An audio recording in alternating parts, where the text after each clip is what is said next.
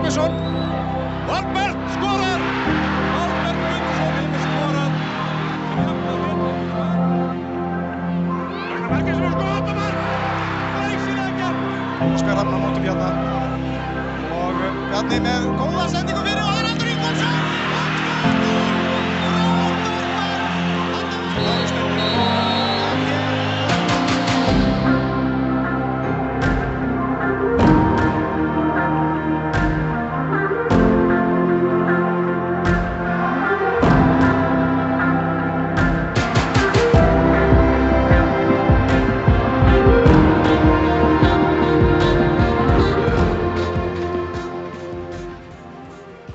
Hello and welcome to another episode of Ever. That's right. Best of pod ever. No Ragnar today. He was at the Coward game yesterday and he is still on cloud 9 or cloud whatever. So just me and Jamie. So apologies and or commiserations and or congratulations, depending on your view of the hosts. Please don't let us know in the comments. Speaking of comments, should we just go through the results? You were in charge of predicting them. I was indeed. How did that go? Yeah, super well. I think I predicted them all and every game was super easy. Nice. It was barely an inconvenience for me to predict them all. So we can go through the results. IBF 2, Stjarnan 1. What did you say? I said 3-2 EBVAF, so 2 points there. Pretty close. Good start. Breiðablik 3, Kawa 1. I had 3-2 to Breiðablik, so again, good vibes so far. FH 1, Thor 1. Yeah, I had this down as a 2-1 FH win, so that's the first little red mark against me.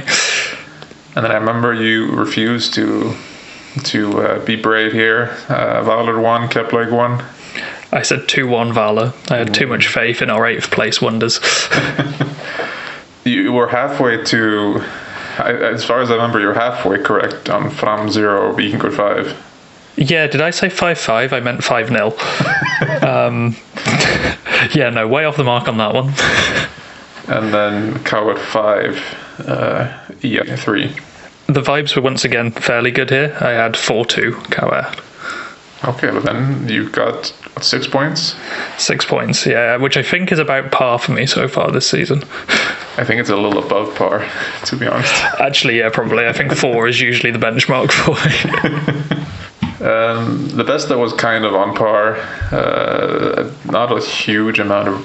I mean, if we can go through it very quickly, IBF beating Stjarnan, semi-surprising, but also not that much. Maybe you could have argued that there would be a bit of a new manager bounce, but it's taking a bit of time. The ball is building up to its bouncing. I think based on the form guide, this was probably the predicted outcome. Like Stjarnan haven't been great. EBVAF, well, yes, okay. They've played the teams in and around them down the bottom. The last few weeks, they've been demolishing teams. So not necessarily unexpected, especially with EBVAF being at home. I think maybe the manner in which the winner was scored is maybe unexpected, and Stjarnan will not be happy with that. They kind of gifted it to them. Yeah, they're in a giving mood this season. They're so close to being the exact same team this season. They're both on 11 points. They're both on -5 in goal difference. It's just a 3-goal swing. IPVF has scored 3 goals less than Stjarnan. So maybe they'll tie that next weekend. But yeah, like you said, on a very different trajectory. IPVF seem to have figured out their issues, and Stjarnan really haven't. And like you said, they're gifting goals left, right, and center. Their defending is awful. You tried to make some switches last weekend. It hasn't really worked. Witness Night is getting a lot of flack from the media right now. Do you think that's deserved? Yeah, he doesn't really seem to have turned up much this season yet. No. Like, I think he's popped up with the odd goal or two every now and again, but from what I've seen, he hasn't exactly set the world alight since his move. But saying that Stjarnan have been gifting goals, I do want to highlight the equaliser from EBVAF was a fantastic move to build from the back and play through the lines very, very quickly. I think they went front to back in something like 5 to 10 seconds. And just, if you give goal of the season based on team build-up, I think that's up there. If we just go sort of stick to build-up, the Kawa goal against Breiðablik, the build-up on that was also very quick, but it was so easy. They passed to the fullback, who passed to, or they got it sort of marginally over the halfway line on the wing. They sort of passed it in the general direction of the penalty area, and then nobody really stopped the striker coming in and scoring. Yeah, it's so you can do it beautifully, and you can do it making the other team look very bad. But no, you're right. IBF have really struck on some sort of gold right at the moment. I think they had quite a big team in the beginning. They had to get rid of a few players. Alexander Linta doing a fine job. Let's see what Jon Thor can do with this Stjarnan team. Well, I think as well, IBF had quite a turbulent off-season with the boardroom changes, managerial changes, and I think they were quite late bringing in the players that they bought in. So, I mean, yes, okay, we're halfway through the regular season now. This maybe started to click 2 or 3 weeks ago, but maybe we're just seeing the work that they've been doing since Linta took over finally starting to click now that they've had the time to put it into effect. Yeah, exactly. That's a good point. I think it does take them a while to get going usually. It's just important they don't slip up again, because they only have 11 points. They need to get a few more in the bank. I think this is also like a common theme you tend to see with, in quotations, countryside teams. They take a while to get going, usually because people don't want to move there until they have to. Speaking from experience. No, not at all. And then, yeah, it just takes that little bit longer to click when you have less time with your squad at the start of the season. Yeah, exactly. But they're doing well. I think it's too early to judge Jon Thor at the moment. Stjarnan, I mean, it's a mess. Bitnisnæ is not performing. Nothing's really working up or down. I mean, they're 8 points behind Breiðablik in fourth. It's not great. No, but he's only been there, a week just over now? Yeah, no. It's way too early. It's more just the general vibe of the season. It's not going to be a great season, I guess.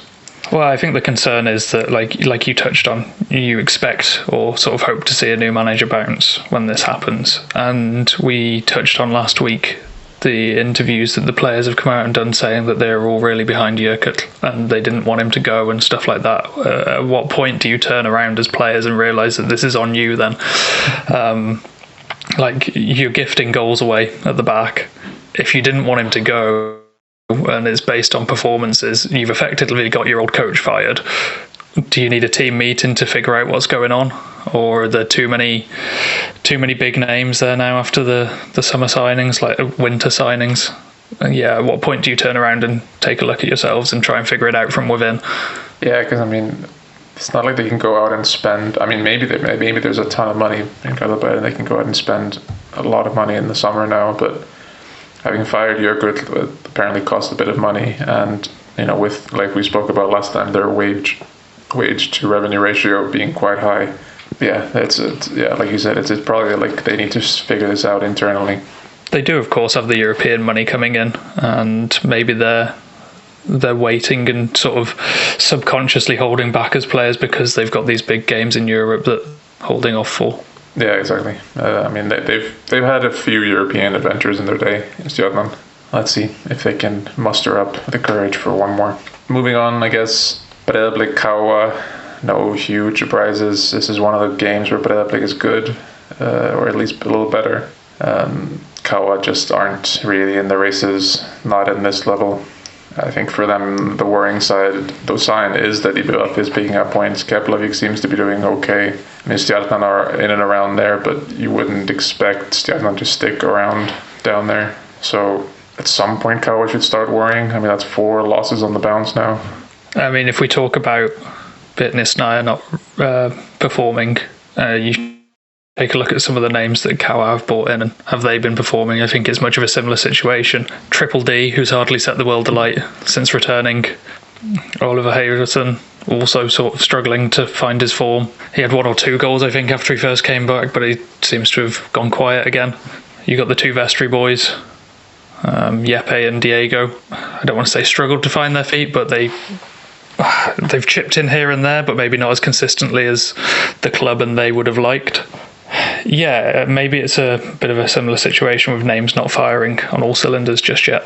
Yeah, because I mean, before the season, you know, Kawa coming to Breiðablik, hashtag Triple D coming to Breiðablik, you would expect some fireworks, and it was just sort of fizzled out. I mean, Oliver Helason I think he had a decent chance at some point, but no help. I don't know. It's all looking quite flat over there, and like you said, it's. I mean, maybe they're just waiting for Hallgrímur Mar to just rescue them one more time.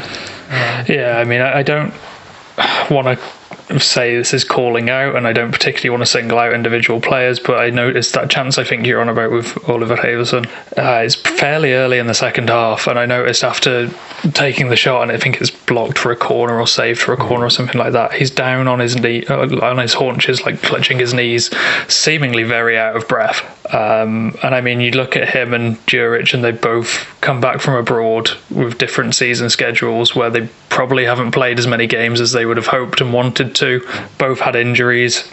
I don't want to raise questions about fitness because it's not necessarily all on them, but maybe they're not in the peak of the condition that they would hope to be, and that's having a bit of an impact on them not firing on all cylinders just yet.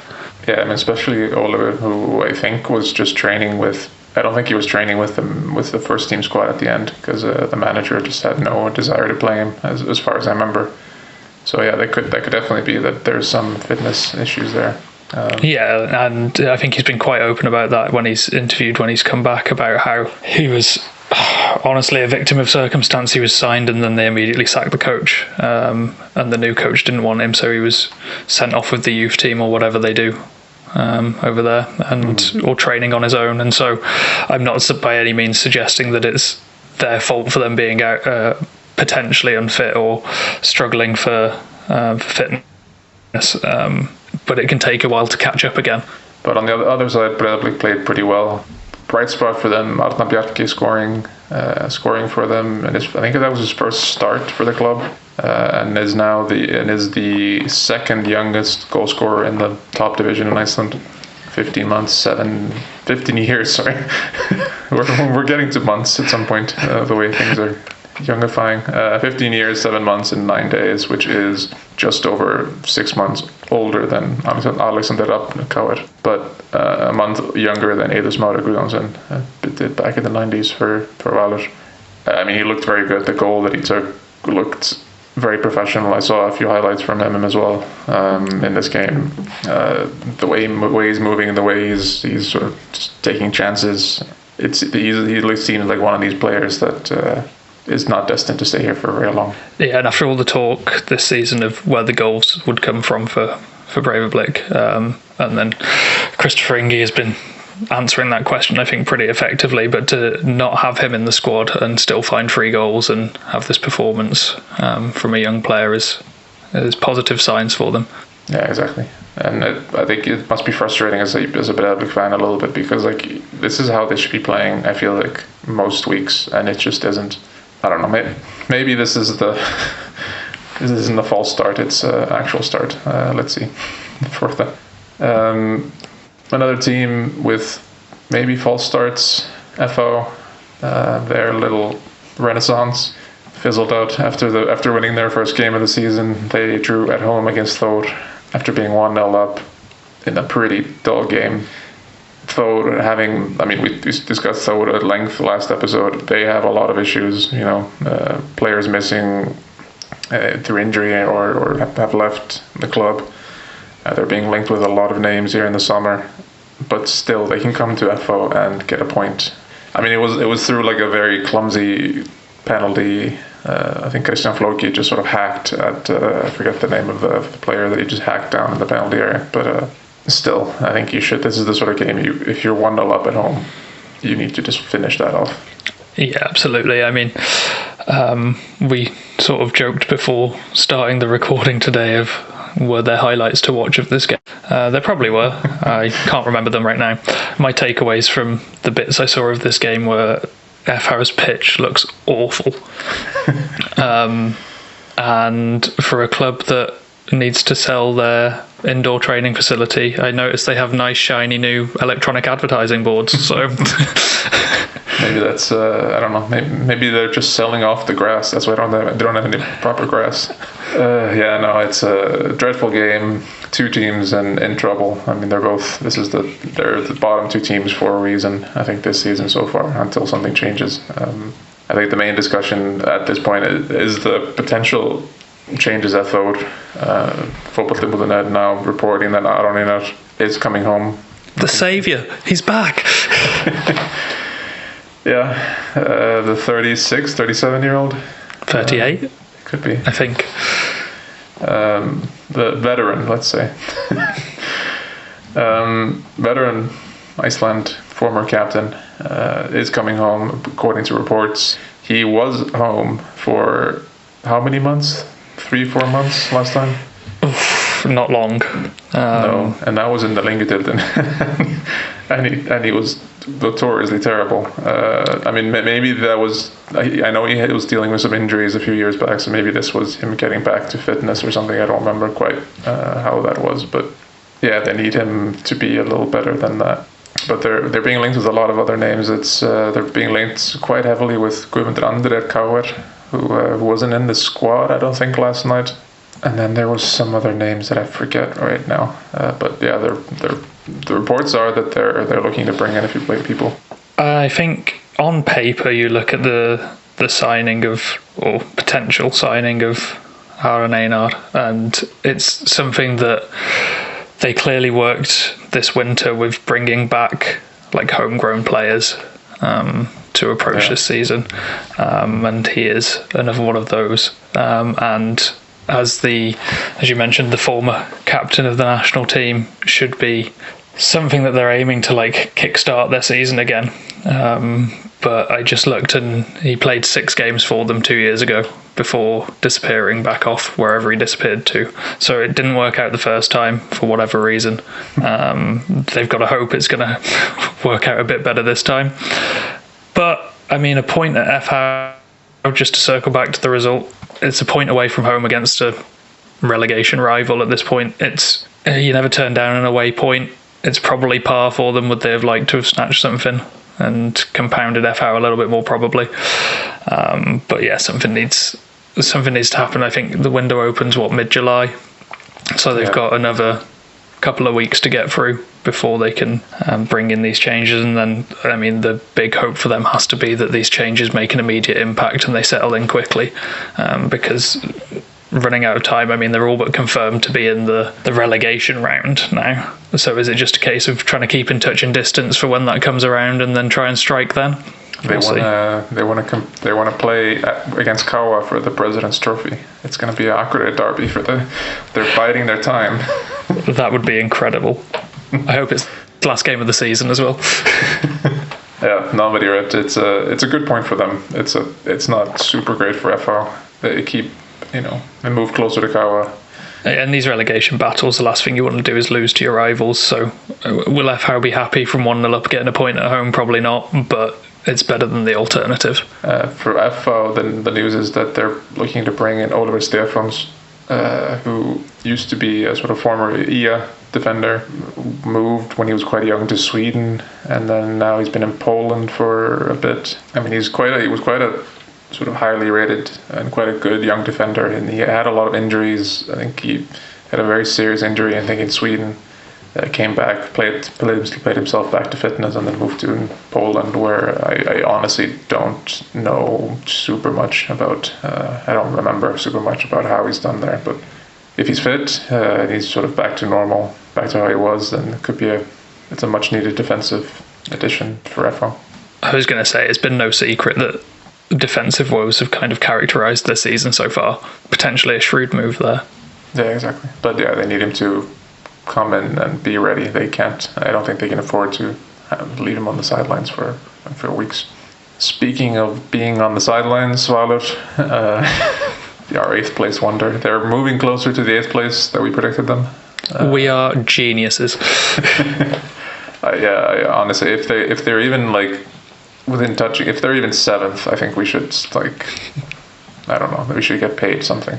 Yeah, I mean, this was Hermann Redason said that he was super happy with the result, or not with the result, with their performance. This was one of the best performances he's seen all year. They created a lot of chances. They were really good against Keflavik, and they drew 1-1 against a team that Ragnar has already relegated.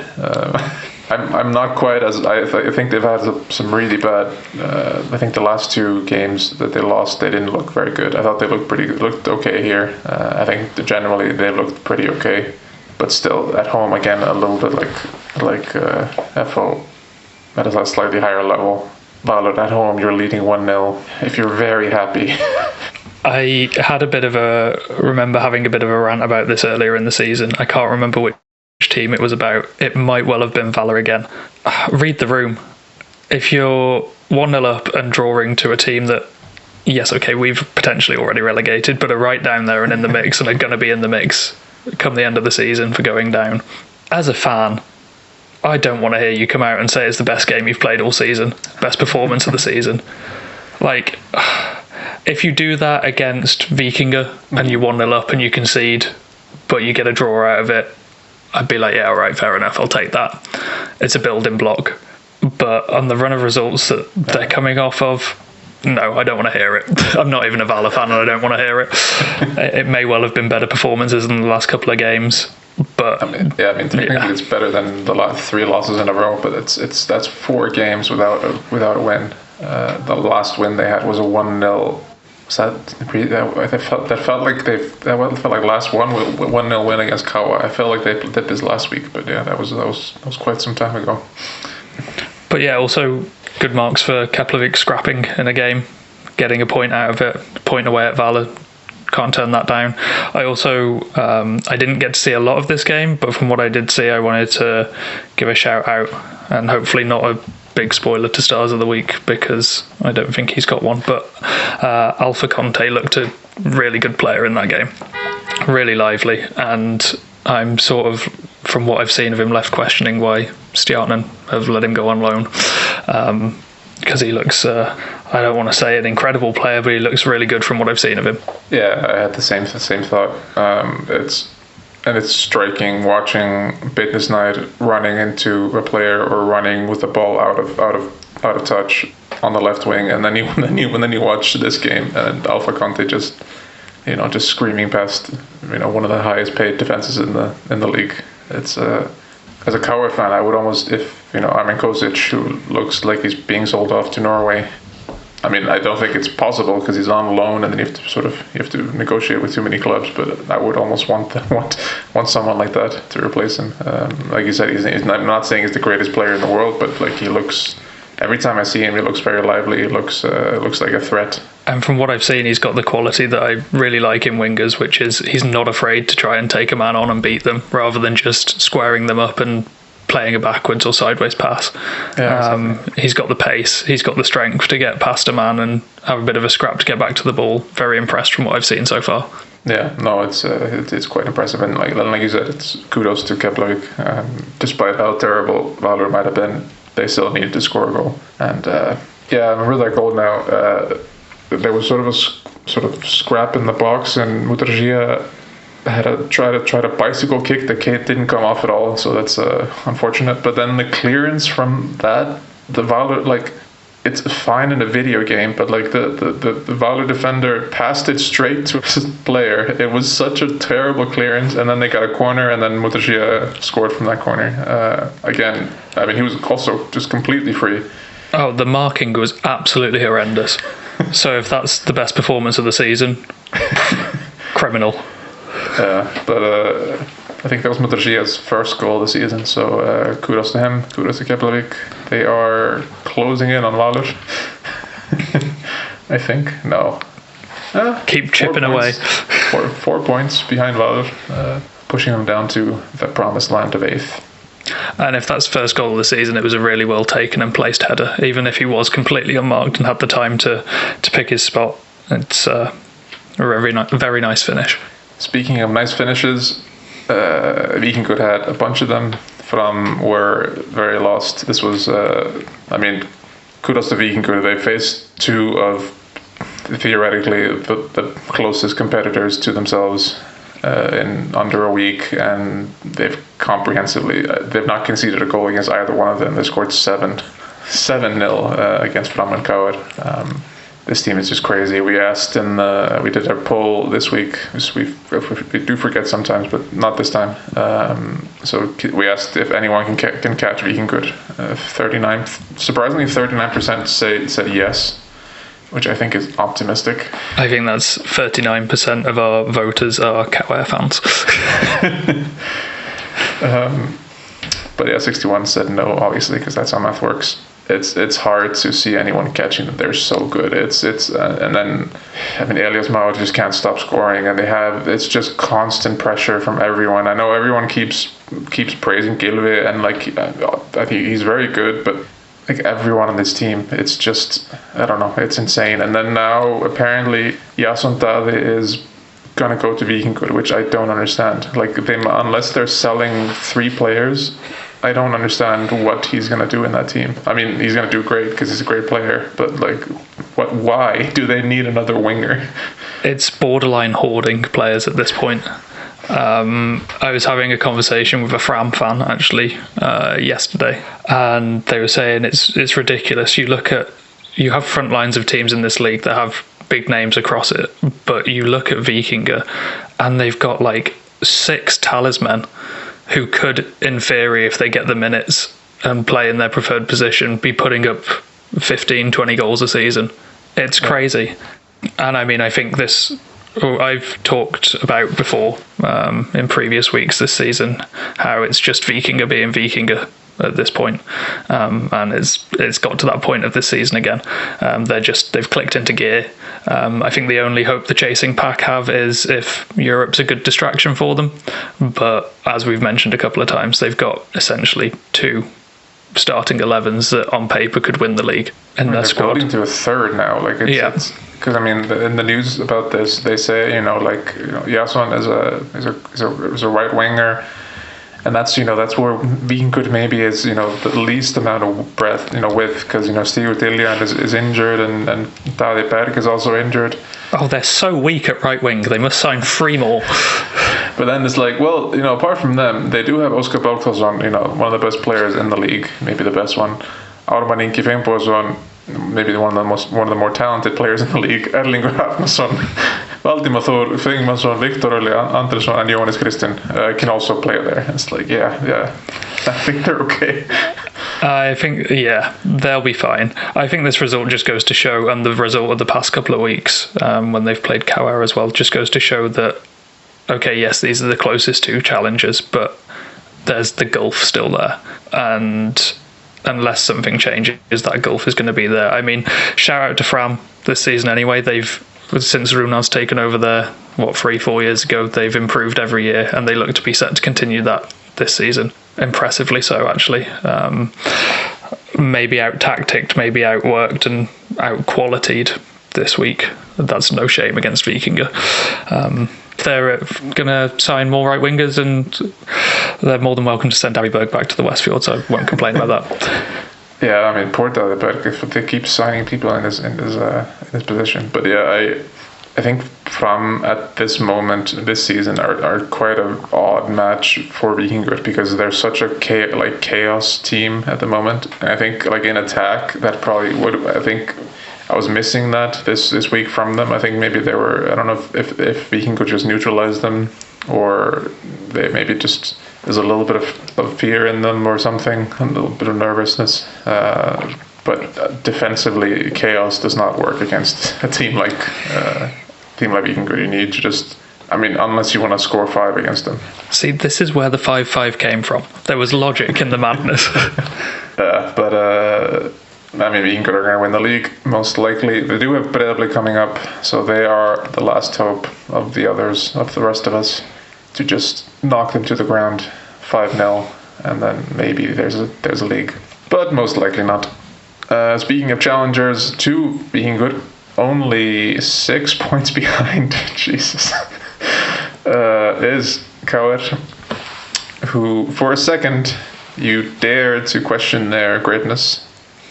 You dared to ask whether the KR of old were back. And I mean, to be fair, it was like 3-3 at some point. but yeah, they win 5-3. Maybe not the world's best performance, but in attack they just can't. I mean, unless it's Víkingur, they can't stop scoring.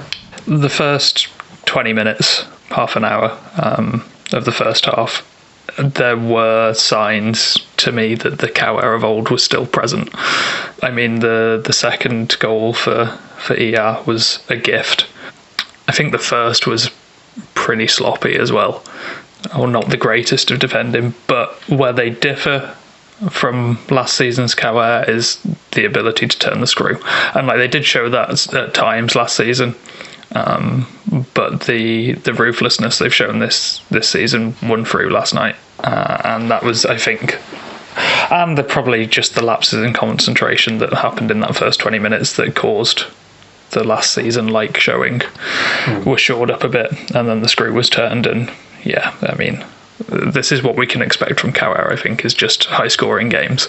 Yeah, exactly. No, it was, like you said, some lapses, but decent overall. I think it's a much cleaner squad than last season, where it was just way too big, and even though we played maybe the same people, you didn't really know what the plan was, but now you can see very much who's in and who's out, and you have some people, challenging off the bench, Galdur Magic Gudmundsson, coming off the bench and assisting, like 1.5 assists, and I think he scored one the other day as well, so that's like a player that's coming in a bit. And I mean, they're not even starting with Grete. I hope he's not injured or something, because he's not been starting for the past 2 games. I hope that's tactical rather than injury. And the fact they don't have Europe means that hopefully they should be able to continue this for quite some time. But like we mentioned, Kosic is almost certainly leaving Viking. The other Viking, or the third type of Viking, because there's also the Faroese Viking. Viking in Norway looks to be his destination.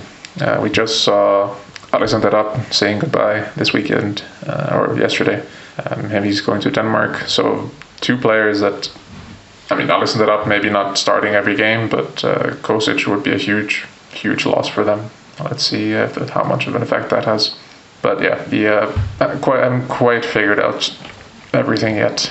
But 1 point behind Valur, so with a game in hand even. Those are the games. We have a game already on Thursday. That's Víkingur. So that's the 5-0 Breiðablik win to get the league back on track. So let's do the players of the round, the 3 stars. I will start with an ex-Kauer. We're going to do a Kauer theme this week. Ex-Kauer legend, Vicente Valor. He was there for 5 minutes, but oh lord! But they were a good 5 minutes. They were a good 5 minutes. I mean, he's always been good for IPVAF. I think it took a bit of time. It seems to take taken a bit of time for him to get started, just like everyone else at IPVAF this season. But for the past few weeks, he's been quite good, and I think it's second week in a row definitely that Vicente dominates the midfield and has been vital, like I said, in their recent upturn. And so I will give the second star of this round 11. The greatest of rounds, to Elias Maur at Víkingur. Yet another multiple goal game, hat-trick this time. I mean, he's got to be on to break the all-time, the season goal-scoring record at this point. It's it's just predictable at this point. Every game Víkingur play, you're sort of expecting at least 2 goals from him. But yeah, hat-trick this week in a 5-0 win, so well-earned second star. And for the most important star, the third star, Aron Sig, we checked just to see if we've been giving him stars every week, and he hasn't for months and months, so he definitely earns one now. 2 goals, assist. I mean, he is one of the best players in this league, and he showed it again. I mean, he scored with a header, he scored with his boot, he scored with everything, with his aura. He's a great player and deserves it. No words left to say about this man. But let's finish off with some predictions. I think it's my turn. It is indeed. So we will do, yes. So you can read. Do you want to read out the games? Absolutely. Now, of course, you have a massive 6 points from me last week to live up to and to beat. So no pressure. I'd say these are a fairly kind round of fixtures to try and predict. So, starting, as you mentioned a few minutes ago, with the Thursday game, Breivik Víkingur. I can't say 5-0, but I mean, Víkingur will win that 3-1. Okay, a 3-1 away win. Followed up by the rest of the games, mostly on Sunday. First of which is FH IBVF. I think they're doing another 2-1 win, IBVF. Okay. Then we have a trip to Akureyri for Vala, who face 4. So that's 4 Vala. Oh, this is sure. Coming off their best performance of the season. So it's only downhill from there. Is Thor going to win? They might win this game. Yeah, screw it. 1-0 to Thor.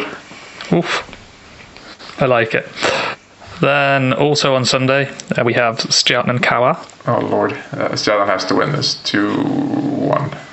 2-1. Then we have Keflavik KR. 3-0. We're going to keep a clean sheet. 3-0 Keflavik, right? Okay, 3-0 to KR. And then the last game of the round takes place on the Monday night, and that is IA Fram. Yeah, Fram's goal constipation will end here, and they will score it's going to be 4-2 to Fram. Oof. Okay. So just to round it up for you, no changes allowed, of course, as per the rules. Breivik 1, Víkingur 3, FH 1, IBVF 2, 4-1 Vala 0, Stjarnan 2, KR 1, Keflavik 0, KR 3, and IA 2, Fram 4. Pretty happy with that. I think I probably even I shouldn't even give it Breivik with that 1 goal, but I think Arne Bjarki will score again this weekend, and then he'll get that 1, and then that'll be it for Breivik. And if you had to pick a game of the round, has to be FH IBVF, surely. Thor Haller.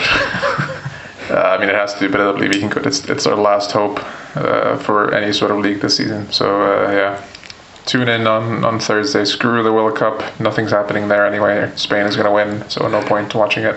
And now we've said that that's going to be game of the round. It's guaranteed to be a 0-0 ball draw. Yeah, exactly. I mean, if you want goals, watch EF Fram. There's going to be goals there. Or tune into Breivik Víkingur to see Gylfi gifted the ball on the halfway line again. Oh, that's true. Yeah, there's always the one. That's it for us this week. We'll be back next week to discuss all the goals: the 5-0 for Breivik, the 6-6 for EF Fram, and the 10-0 for Keflavik. We'll be back to discuss all of this next week. Any last words, Jamie? Yes, don't forget, everyone should tune into FH IBVF. It's going to be the game of the round. It's going to be 7-7. You heard it here first. Oh, you're wasting so many people's times.